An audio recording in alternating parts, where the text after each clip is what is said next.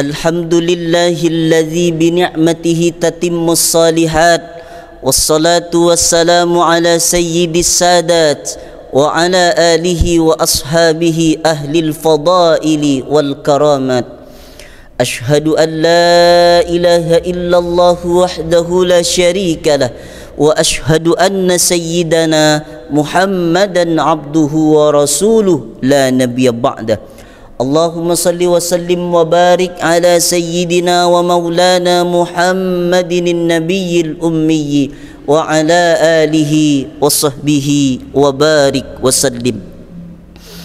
Wa qala ta'ala fil Qur'anil azim wa huwa asdaqul qailin. A'udzu billahi minasy syaithanir rajim. Ya ayyuhalladzina amanu taqullaha haqqa tuqatih wa la tamutunna illa wa antum muslimun. Wa qala ta'ala fi ayatil ukhra ya ayyuhalladzina amanu taqullaha wa qulu qawlan sadida yuslih lakum a'malakum wa yaghfir lakum dhunubakum wa man yuti'illaha wa rasulahu faqad faza fawzan 'azima. Ibadallah, usikum wa nafsi bi taqwallah wa ta'atihi faqad fazal muttaqun. Hadirin jamaah salat Jumat yang dimuliakan oleh Allah Subhanahu wa taala. Kembali kita bersyukur kepada Allah Subhanahu wa taala, Allah yang maha baik, memberikan kepada kita rahmat, maunah, taufik, hidayah, pertolongannya kepada kita semua. Hati kita dimudahkan oleh Allah merespon kewajiban. Kaki kita dimudahkan oleh Allah melangkahkan kaki ke tempat masjid yang mulia ini. Ini adalah nikmat besar dari Allah Subhanahu wa taala yang tidak bisa ditukar dengan harta, tidak bisa dibeli dengan pangkat dan jabatan. Berapa banyak orang yang hidup di atas muka bumi Allah saat ini, tapi dicabut nikmat besar dari dalam hatinya, yaitu nikmat istiqamah beribadah kepada Allah Subhanahu wa taala. Ini akan menyelamatkan kita dalam kehidupan alam akhirat.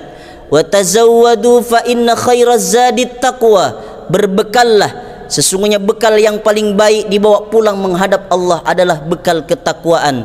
Takwa dalam arti menjalankan semua perintah-perintah Allah dan menjauhkan diri kita dari apa yang dilarang oleh Allah Subhanahu wa taala. Kedua kalinya salawat beriring salam, kita tetap senantiasa berselawat kepada baginda Nabi Muhammad sallallahu alaihi wasallam. Man shalla alayya salatan sallallahu alaihi biha asra. Orang yang selawat satu kali kepada Rasulullah dibalas 10 kali rahmat kasih sayang Allah. Wa huttan anhu asyara sayyiat. Allah akan hapuskan 10 kesalahan. Wa rufi'at lahu asyara darajat. Allah akan angkat 10 tingkat derajat kemuliaan. Hadirin jamaah Jumat yang dimuliakan oleh Allah Subhanahu wa taala. Kemunculan Dajjal di muka bumi merupakan tanda-tanda akan terjadinya hari kiamat dan hari di mana akan berakhirnya kehidupan di dunia ini. Idzas samaa'u fatarat, langit terbelah. Wa idzal kawakibun tasarat, planet-planet bertabrakan.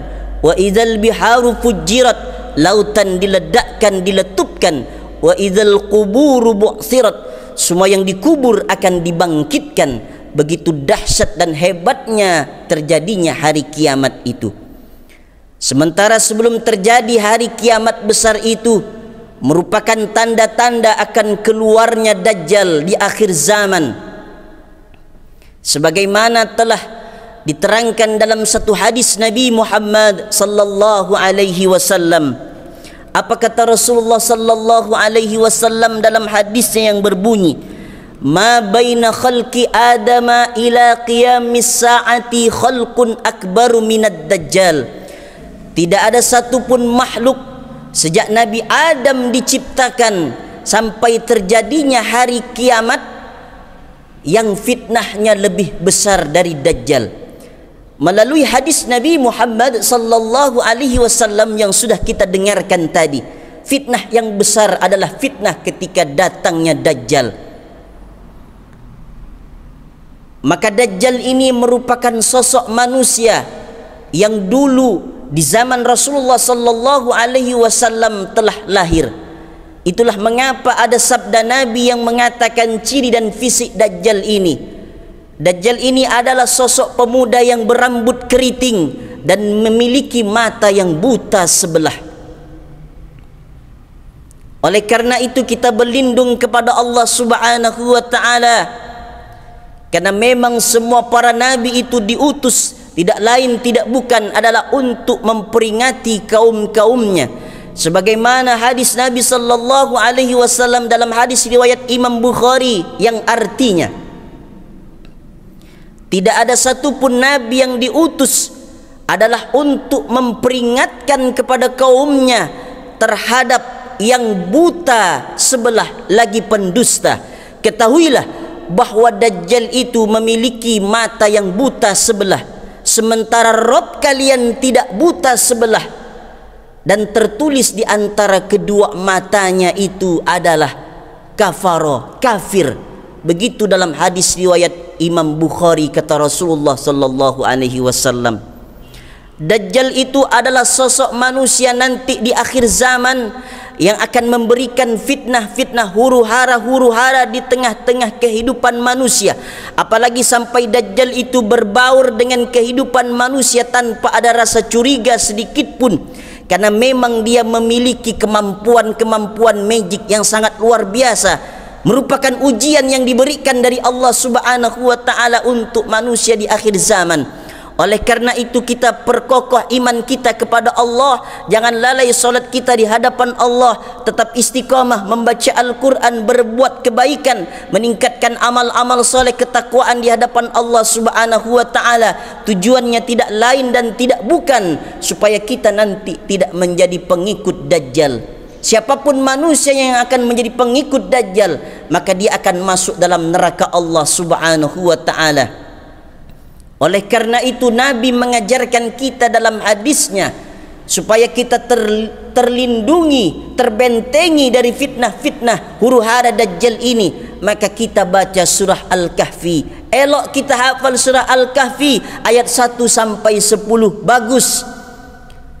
Baca surah Al-Kahfi petang Jumat, malam Jumat, siang Jumat. Untuk apa?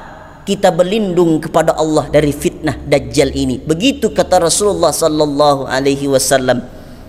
Kemudian kata Rasulullah, ketika orang itu melaksanakan perintah Allah melalui salat, sebelum mengakhiri salamnya, maka kita minta 4 permintaan kepada Allah pada tahiyat akhir itu.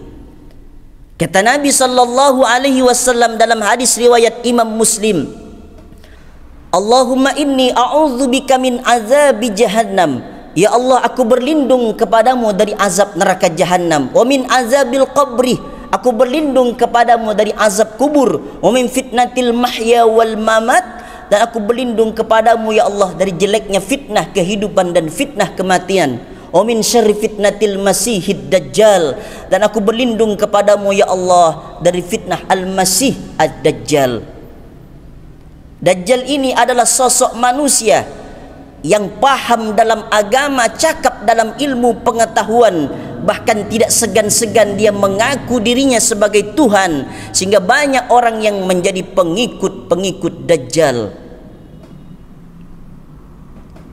Di antara fitnah-fitnah Dajjal ini, dia tunjuk awan maka akan turun hujan, dia tunjuk bumi maka akan tumbuh tanaman-tanaman yang kering akan tumbuh menjadi subur, karena dia ingin menunjukkan kehebatan kekuasaannya supaya dia dapat pengikut yang banyak. Siapapun manusianya yang akan menjadi pengikut Dajjal, maka dia akan menjadi penghuni neraka Allah Subhanahu wa taala.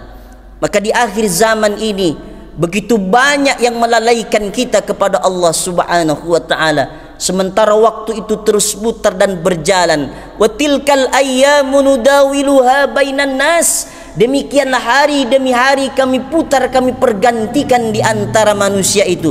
Untuk apa hari itu dipergantikan oleh Allah taala dan kita hidup di dalam zaman ini? Ya'lamallahu alladhina amanu, Allah ingin melihat siapa orang yang masih beriman kepada Allah. Wa yattakhidha minkum syuhada, Allah ingin melihat siapa orang yang mati syahid. Dia tidak lalai kepada Allah Subhanahu wa taala. Dia tetap istiqamah dengan goncangan-goncangan di akhir zaman, teknologi yang sangat luar biasa. Dia tidak terpengaruh sedikit pun. Kalau kita terpengaruh dengan waktu melalaikan kita kepada Allah Subhanahu wa taala, maka kita akan menjadi manusia yang rugi di hadapan Allah. Wal asr, demi masa, demi waktu. Innal insana lafi khusr, sesungguhnya manusia itu berada dalam kerugian yang besar. Ditipu manusia dengan harta, ditipu manusia dengan pangkat dan jabatan, ditipu manusia dengan kekuasaan. Tetapi ada manusia yang tidak tertipu, yang kokoh imannya. Illalladzina amanu wa amilus solihat, kecuali orang yang beriman dan beramal soleh lah yang akan tetap teguh pendiriannya di hadapan Allah Subhanahu wa taala.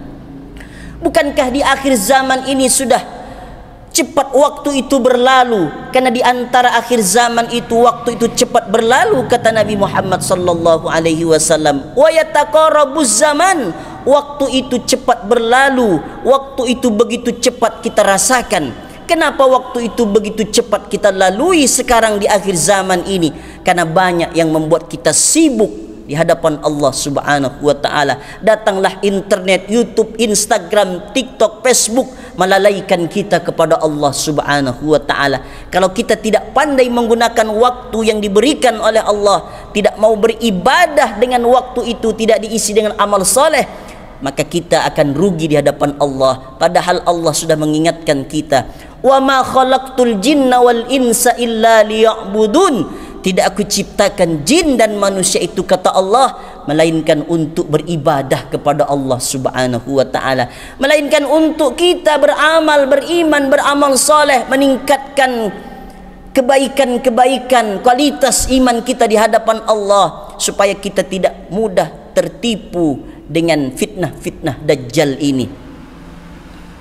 Maka orang-orang yang berusaha meningkatkan kualitas imannya, insya Allah dia akan kuat terselamatkan dari fitnah-fitnah Dajjal ini. Karena memang kita sudah berada di penghujung akhir zaman. Sejak Nabi Muhammad sallallahu alaihi wasallam diutus ke alam dunia ini, itu sudah masuk akhir zaman. Apalagi kita sekarang sudah berada di tahun 2023 di akhir. Sebentar lagi kita akan menghadapi tahun 2024. Begitu cepatnya hari itu berlalu, zaman itu berlalu, tahun itu berlalu. Karena memang kita terlalu sibuk dengan dunia, sibuk dengan harta, membuat kita lalai untuk beribadah. Sibuk kita dengan pangkat dan jabatan, kita akan menjadi orang yang rugi di hadapan Allah Subhanahu wa taala. Sibuk kita dengan dunia yang sesaat sementara ini, kita akan menjadi orang yang celaka di hadapan Allah Subhanahu wa taala. Allah mengingatkan kita, wa mal hayatud dunya illa mata'ul ghurur, dan tidak ada kehidupan di dunia ini, kata Allah, melainkan hanya penipuan-penipuan saja.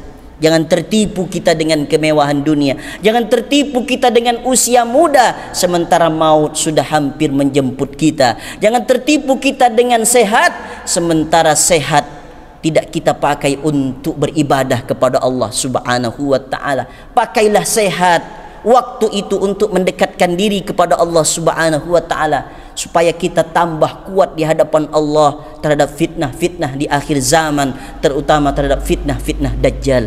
Barakallahu li wa lakum fil Qur'anil azim, wa nafa'ani wa iyyakum bima fihi minal ayati waz zikril hakim, wa taqabbala minni wa minkum tilawatahu, innahu huwal ghafurur rahim.